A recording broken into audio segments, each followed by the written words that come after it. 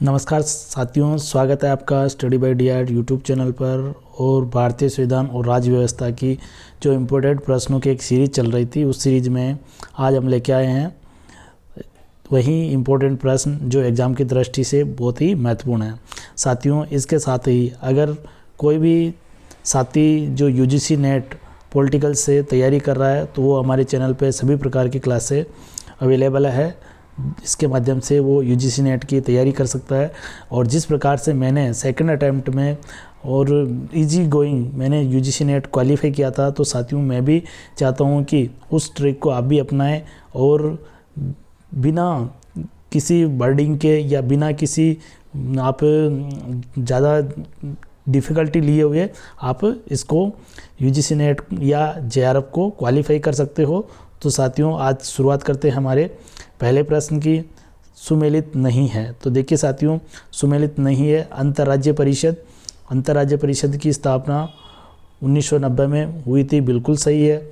और ये किस में आती है साथियों? अंतर्राज्य परिषद की स्थापना राष्ट्रपति करेगा और अनुच्छेद 262 के तहत करेगा। किसके तहत? अनुच्छेद 262 के तहत। राष्ट्रीय विकास परिषद, देखिए राष्ट्रीय विकास परिषद इसकी स्थापना हुई थी 6 अगस्त 1952 को। कब हुई थी साथियों? 6 अगस्त 1952 को। तो 1952 को स्थापना हुई थी, तो आप ये याद रख सकते हो 6 अगस्त 1952 को। तो इसमें सुमेलित ये नहीं है।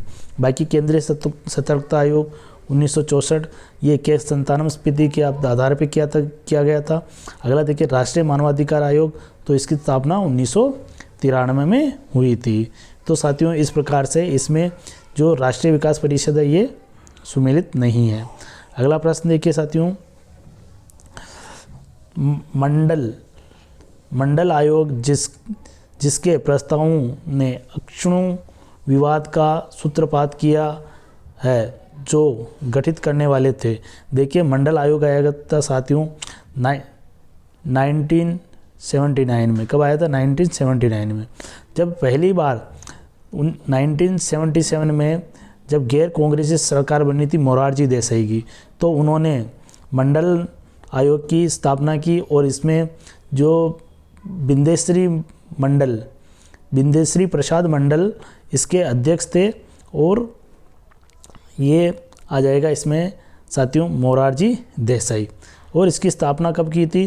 तो 1979 में मंडल आयोग की स्थापना हुई थी। और ये 1980 में यानी 1980 में इस आयोग ने अपनी रिपोर्ट प्रस्तुत की थी।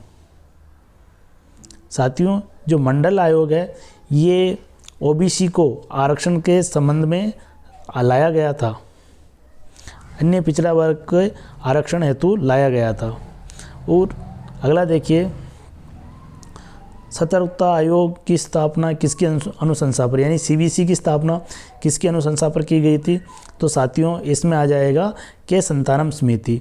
देखिए केंद्रीय सतर्कता आयोग के संतानम यानी कि 1964 में, फरवरी 1964 में के संतानम जो एक मुख्य न्यायाधीश हुए थे संतानम, उनके अध्यक्षता में इस समिति का गठन किया गया। और इसने केंद्रीय सतर्कता आयोग की स्थापना की। और कब की? 1964 में।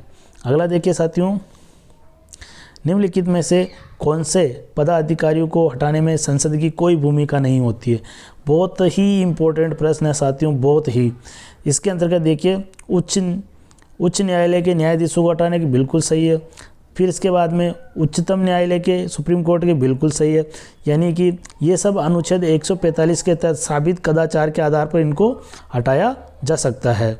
फिर अगला देखिए, फिर इसमें से जो केंद्रीय भारत के नियंत्रक एवं महालेखा परीक्षक, इनको भी संसद की भूमिका से हटाया जाता है। लेकिन साथियों इसके अंतर्गत जो संघ लोक सेवा आयोग है, इसको हटाने के लिए राष्ट्रपति केवल सुप्रीम कोर्ट के मुख्य न्यायाधीश से सलाह करता है और उसको उसके सलाह के आधार पर हटा देता है। तो साथियों ये 3 जो ऑप्शन है ये गलत है, इसमें संसद की कोई भूमिका नहीं होती। 3 जिसमें भी है साथियों उसको काट दीजिए। इसमें है बिल्कुल हटा दीजिए, इसमें भी है इसको हटा दीजिए, और फिर इसमें है इसको भी हटा दीजिए। तो क्या बच गया साथियों, अब हमारे पास में 1 और 2 बच गया है। क्या बच गया है, 1 और 2 बच गया है। अगला देखिए,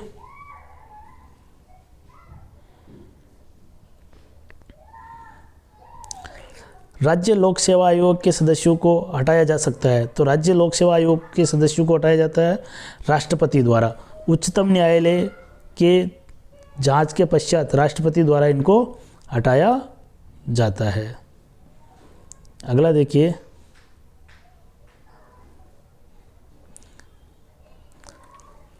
संविधान के किस अनुच्छेद के अंतर्गत लोक सेवा आयोग के सदस्यों को हटाया जाता है। देखिए, लोक सेवा आयोग यानी पीसीएस के जो सदस्य होते हैं उनको हटाने के लिए अनुच्छेद 317 निर्धारित है, और उनको हटाया कौन हटाएगा इनको, राष्ट्रपति हटाएगा। कौन हटाएगा, राष्ट्रपति हटाएगा। इनकी नियुक्ति तो राज्यपाल करेगा, लेकिन हटाने का अधिकार किसको है, राष्ट्रपति को है। देखिए 315 में क्या आता है कि अनुच्छेद 315 के अंतर्गत संघ लोक सेवा आयोग और राज्य लोक सेवा आयोग का संगठन और गठन आएगा, उसकी संरचना आएगी। अगला देखिए, सिविल सेवाओं में सुधार हेतु पीसी होता समिति का गठन किस वर्ष किया गया था। देखिए, इसका जो गठन है वो किया गया था 2004 के अंतर्गत।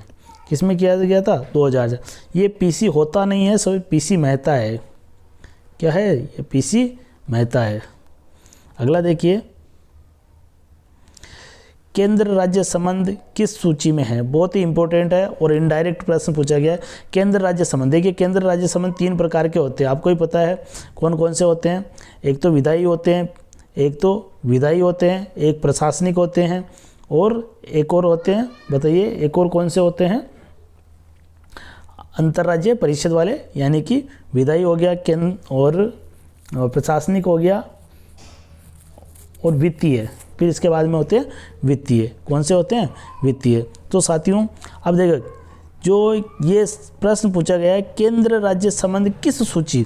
देखिए, केंद्र राज्य संबंध यानी शक्तियों का बंटवारा किसमें है, 7वीं अनुसूची में। कितने संघ, देखिए 3 प्रकार की सूचियाँ हैं हमारे पास में। कौन सी, संघ सूची, समवर्ती सूची और राज्य सूची, ये 3 प्रकार की है। तो इनका जो विवरण है किसमें है, अनुसूची 7 के अंतर्गत है। किसमें है, अनुसूची 7। भारतीय संविधान में कितनी अनुसूचियां हैं, 12 अनुसूचियां हैं। मूल संविधान में कितनी थी, 8 थी। फिर इसके बाद में 9वीं जोड़ी गई, 10वीं जोड़ी गई, 11वीं और 12वीं जोड़ी गई। 11वीं में पंचायती राज, 10वीं में दल बदल, 9वीं में भूमि सुधार कानून, और 12वीं में नगर पंचायत यानी कि नगर पालिकाओं में स्वशासन। इस प्रकार से ये अनुसूचियाँ जोड़ी गई थी। तो साथियों अगला प्रश्न देखिए, अगला है सूचना का अधिकार है। देखिए, सूचना का अधिकार कानूनी अधिकार तो है ही है, उसके साथ मूल अधिकार भी है। जो अनुच्छेद 19 के अंतर्गत जो सूचना यानी वाक और अभिव्यक्ति की स्वतंत्रता है, उसमें ये सूचना का अधिकार शामिल है, मूल अधिकारों में शामिल है। तो साथियों इसके अंतर्गत देखिए क्या ऑप्शन हो जाएगा, एक बार मैं वापस इसको रिपीट करता हूँ। ये आ जाएगा ए और बी दोनों आ जाएगा।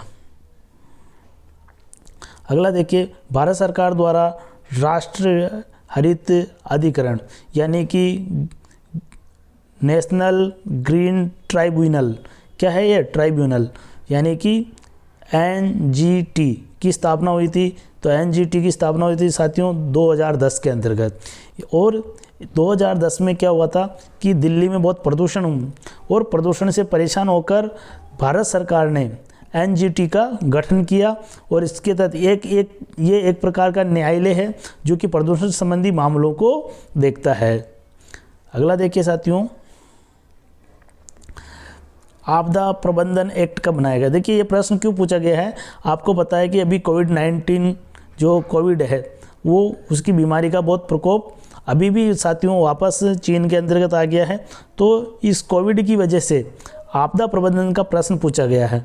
तो इसकी स्थापना कब हुई थी, तो इसकी स्थापना हुई थी 2005 के अंतर्गत। कब हुई थी साथियों इसकी स्थापना, 2005 के अंतर्गत भारत सरकार ने आपदा प्रबंधन की स्थापना की।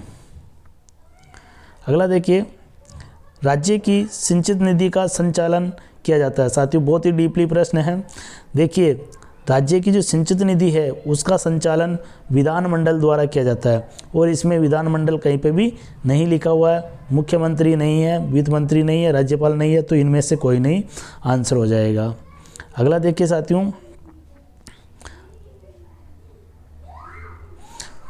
मैं भारत के संविधान के प्रति सच्ची श्रद्धा और सच्ची निष्ठा रखूंगा, भारत की संप्रभुता और अखंडता को बनाए रखूंगा और अपने पद के कर्तव्यों का निर्वहन करूंगा, भारत एवं संविधान और कानून की रक्षा करूंगा, ये शपथ ली जाती है। तो साथियों ये शपथ किसके द्वारा ली जाती है? देखिए ये शपथ ली जाती है भारत के मुख्य न्यायाधीश द्वारा। किसके द्वारा? भारत के मुख्य न्यायाधीश द्वारा। ये शपथ भी याद कर लीजिए साथियों। कई इस शपथ में से भी अभी हाल ही में एक प्रश्न पूछा गया है कि किस शब्द का वर्णन नहीं है? सच्चा विश्वास, सच्ची निष्ठा का, संप्रभुता और अखंडता का, कर्तव्यों का और संविधान और कानून का, इस प्रकार से पूछा गया है। तो आप ये शपथ याद कर लीजिए साथियों। अगला प्रश्न है साथियों, राज्य में मुख्यमंत्री सहित मंत्रिपरिषद में मंत्रियों की न्यूनतम संख्या हो सकती है। देखिए साथियों, जो ऐसे तो 15% से ज़्यादा मंत्री नहीं हो सकते हैं। ये जब 91वां संविधान संशोधन हुआ था तो उसके अंतर्गत ये बात कही गई थी कि चाहे केंद्रीय मंत्रिपरिषद हो चाहे राज्य मंत्रिपरिषद हो, 15% से ज़्यादा मंत्री नहीं बना सकते हैं। लेकिन ये न्यूनतम मंत्रियों की संख्या पूछा है, तो न्यूनतम मंत्री 12, यानी कि न्यूनतम 12 मंत्री तो बनने ही चाहिए। अगला प्रश्न देखिए, अधिकतम तो 15%, जितनी सीटें हैं, मान लीजिए कि राजस्थान में 200 विधानसभा की सीटें हैं, तो अधिकतम कितने मंत्री बन सकते हैं? मंत्रिपरिषद में 30 सदस्य हो सकते हैं, यानी 30 मंत्री बन सकते हैं, 30 से ज़्यादा नहीं बनेंगे। लेकिन न्यूनतम कितने? न्यूनतम 12। अगला देखिए, संयुक्त राष्ट्र संघ द्वारा मानव अधिकारों की विश्वव्यापी घोषणा को कब अपनाया गया? तो इस घोषणा को कब अपनाया गया? 10 दिसंबर 1948 के दिन अपनाया गया साथियों। कब अपनाया गया? 10 दिसंबर 1948 के दिन। देखिए 24 अक्टूबर 1945 के दिन संयुक्त राष्ट्र संघ की स्थापना होती है। किसकी स्थापना होती है? संयुक्त राष्ट्र संघ की स्थापना होती है। अगला देखिए, universal declaration of human rights में कुल कितने अनुच्छेद है? तो साथियों इसका भी एक चार्टर है और उस चार्टर के अंतर्गत 30 अनुच्छेदों का वर्णन है। कितने अनुच्छेदों का वर्णन है साथियों? 30 अनुच्छेदों का वर्णन है। जिस प्रकार भारतीय संविधान में 365 अनुच्छेदों का वर्णन है मूल संविधान में, तो उसी प्रकार जो संयुक्त राष्ट्र संघ का जो घोषणा, जो डिक्लेरेशन है, उसके अंदर भी कितने? 30 अनुच्छेदों का वर्णन है। अगला देखिए, भारतीय संविधान के निम्नलिखित अनुच्छेदों में से किस एक के अंतर्गत विधान परिषद की स्थापना अथवा समाप्ति की व्यवस्था की गई है? यानी कि सृजन की बात कर रहा है। स्थापना का अर्थ होता है सृजन, यानी सृजन के अंतर्गत आ जाएगा। देखिए साथियों, 168 राज्य का विधानमंडल होगा। राज्य विधानमंडल की बात करता है, विधानमंडल की बात करता है। फिर देखिए 169 क्या कहता है? इसमें विधान परिषद की बात करता है, सृजन की बात करता है। विधान परिषद के 2 अनुच्छेद आएंगे। एक 70, इसमें आएगा विधानसभा। क्या आएगा साथियों? जो 170 है इसके अंदर आएगा विधानसभा। 171 इसके अंदर आएगा विधान परिषद भी आएगा, लेकिन विधान परिषद की संरचना आएगी। क्या आएगी? विधान परिषद की संरचना, और इसमें स्थापना आएगी। तो इसमें साथियों आंसर हो जाएगा 169। अगला देखिए प्रश्न साथियों, 1993 आ गया ना। 1993 में राष्ट्रपति द्वारा मानवाधिकार संरक्षण अध्यादेश जारी किया गया था। देखिए जो कौन सा अनुच्छेद वो राष्ट्रपति को अध्यादेश जारी करने की शक्ति देता है, तो वो अध्यादेश है 123 123। अब देखिए, अगर ये राष्ट्रपति की जगह अगर राज्यपाल का अध्यादेश पूछे तो क्या आ जाएगा? 213। साथियों ये मैंने ट्रिक पहले भी बताई है कि इसके अंतर्गत है ना, वही है 2 1 3, इसमें 1 2 3, यानी कि अंत में 3 आ रहा है, तो ये जरूर होगा। इस प्रकार से आप याद रख सकते हो, अंक वही है। अगला देखिए साथियों,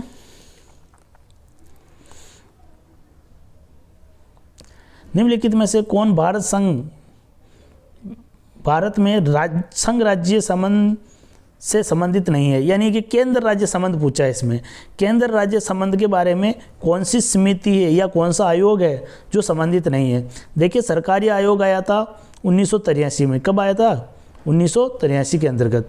और इसी सरकारी आयोग ने केंद्र राज्य संबंधों की विस्तृत चर्चा की और इसी के आधार पर अंतर्राज्यीय परिषद की स्थापना हुई। राजमनार ये मुख्यमंत्री हुए थे करुणानिधि, तमिलनाडु के मुख्यमंत्री करुणानिधि, उसकी सिफारिश के आधार पर राजमनार समिति ये भी केंद्र राज्य संबंधों के चर्चा करती है।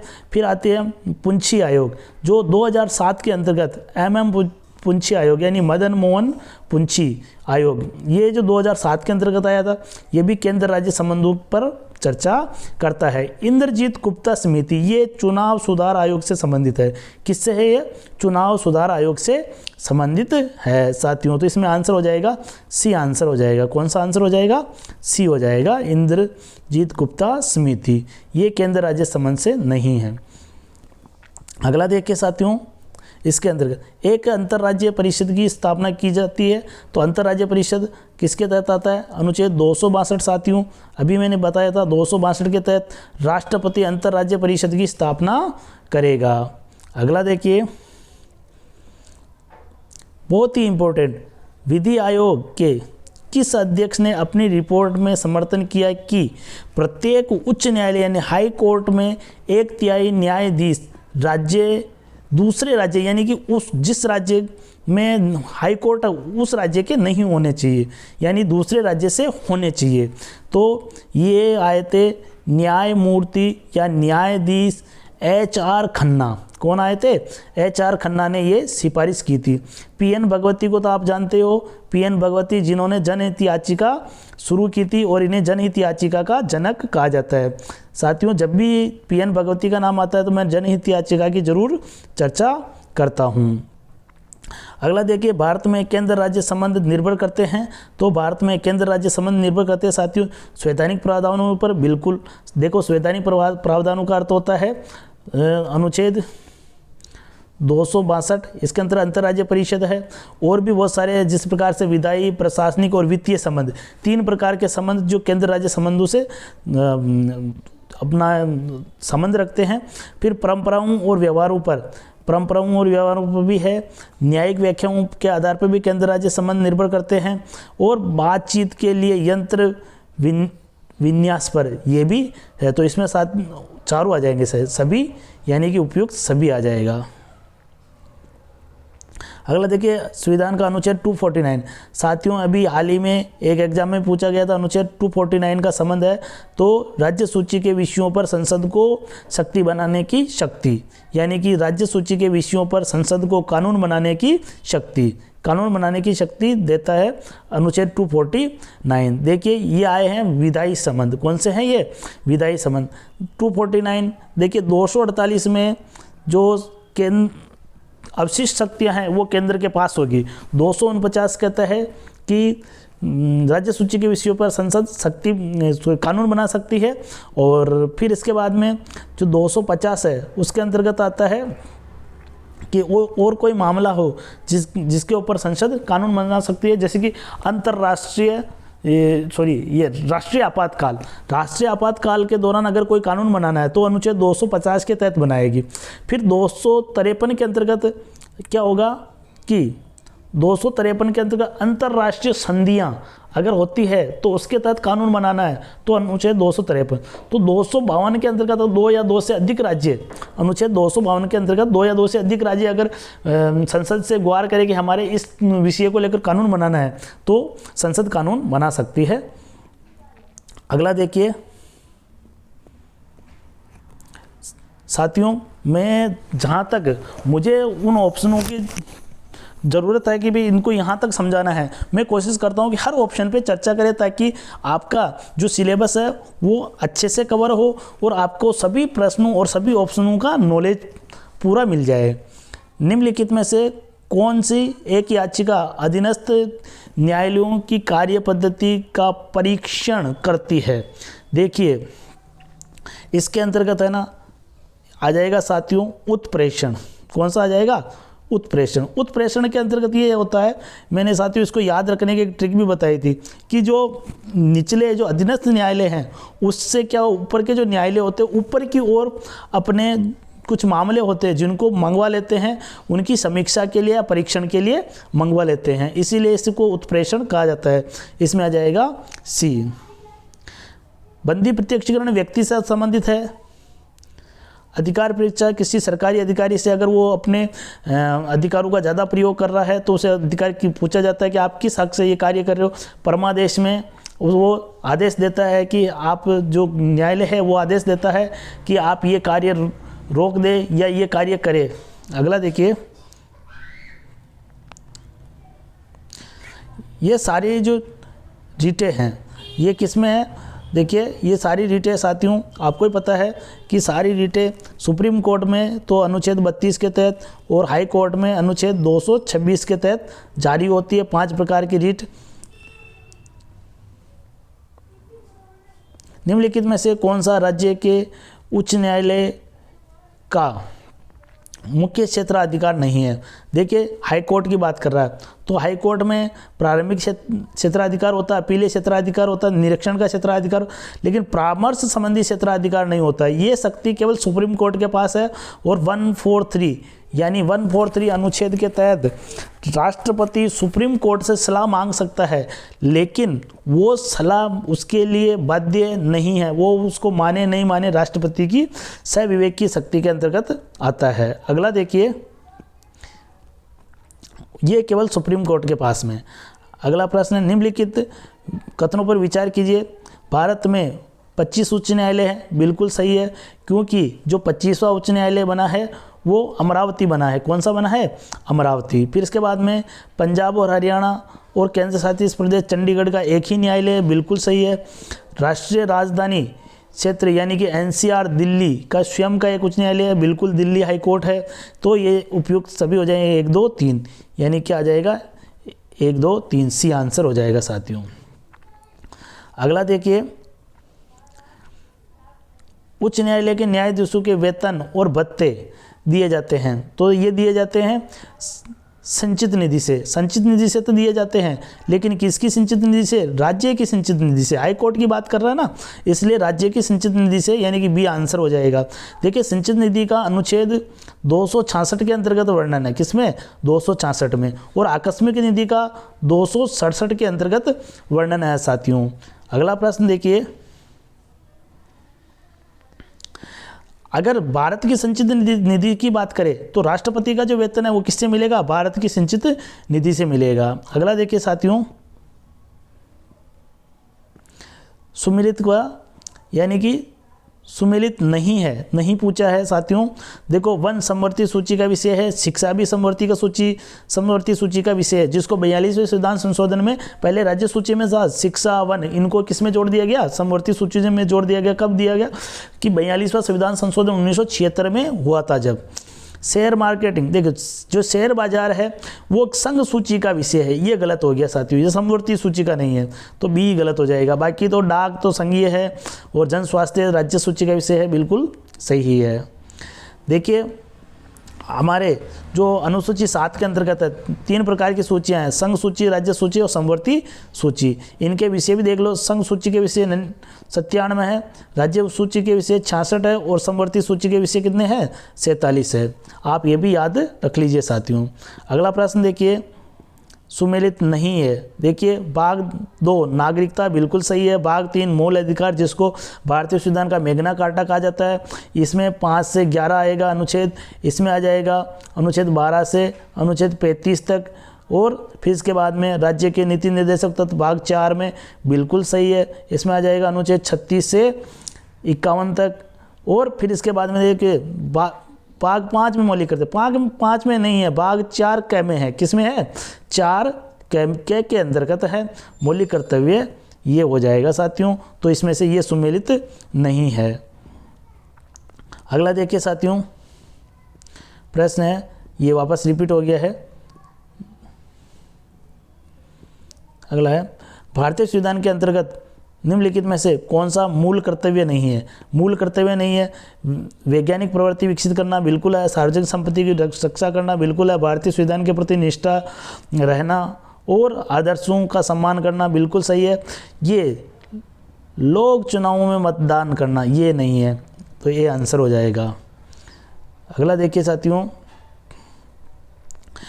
भारतीय संविधान की 11वीं अनुसूची में कितने विषय हैं? साथियों, भारतीय संविधान की 11वीं अनुसूची में 29 विषय हैं। 11वीं अनुसूची कब जोड़ी गई थी? तो 73वां संविधान संशोधन कब हुआ था? 1992 में। कब हुआ था? 1992 में ये 73वां संविधान संशोधन हुआ और पंचायत 11वीं अनुसूची जोड़ी गई। अब साथियों देखिए, जो पंचायती राज है वो किस में आता है? भाग 9 में आता है। किस में आता है? भाग 9 के अंतर्गत आता है। तो साथियों, आज की एक इम्पोर्टेंट प्रश्नों की क्लास यही समाप्त होती है। अगर आप चैनल पे नए हो तो चैनल को सब्सक्राइब करें और इससे भी ज़्यादा इम्पोर्टेंट प्रश्न पे हम चर्चा करेंगे आने वाली क्लास पे। तो साथियों, आप सभी हमारे साथ बने रहे, इसके लिए धन्यवाद। मिलते हैं अगली क्लास में। जय हिंद, जय भारत।